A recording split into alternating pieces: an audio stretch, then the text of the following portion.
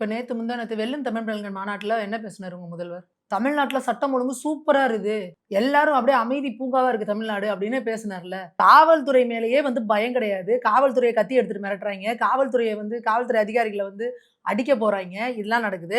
ஒரு ஒரு ரவுடி பயல அரெஸ்ட் பண்ணி கூட்டிட்டு போனா, அங்க பெட்ரோல் குண்ட வீசுறாய்ங்க. ஏன் சினிமால கூட இந்த மாரி சீன்லாம் நம்ம பார்த்தது கிடையாது. அப்போ தமிழ்நாட்ட இப்படி ஒரு கேவலமான நாசமா ஆக்கி வச்சுட்டு, சட்டம் ஒழுங்கு பிரச்சனை அப்படிங்கிறது அதல பாதாளத்துல இருக்கு. இப்ப சமீபத்தில தினமலர்லயும், சாணக்யால ஒரு சர்வே எடுத்திருக்காங்க. தமிழ்நாட்டுல சட்டம் ஒழுங்கு எப்படி இருக்குன்னு கேட்டா 17% தான். 17% பேர் தான் ஓகே நல்லா இருக்கு அப்படின்னு சொல்லியிருக்காங்க. மீதி மக்கள் எல்லாரும் கேவலமா இருக்கு சட்டம் ஒழுங்கு பிரச்சனை. நீங்க எழுதி வச்சுக்கோங்க. இதுக்கு முன்னாடி திமுக ஆட்சியில இந்த மின்வெட்டு பிரச்சனைன்னு வந்துச்சு. இந்த கரண்ட் கட்டுன்னு இதனாலே 10 வருஷம் மக்கள் அவங்களுக்கு ஓட்டு போடல. ஐயய்யோ! இவனுங்க வந்தானுங்கன்னா கரண்ட்ட கட் பண்ணிருவாய்ங்கன்னு. இது போல இந்த திமுக ஆட்சிக்கு வந்துருச்சுன்னா, சட்டம் ஒழுங்கு கேவலமா போயிரும். பெண்களுக்கு பாதுகாப்பு இருக்காதுங்கிறத இன்னும் 15 வருஷம் ஆனாலும் திமுகவுக்கு மக்கள் ஓட்டு போட மாட்டாங்க.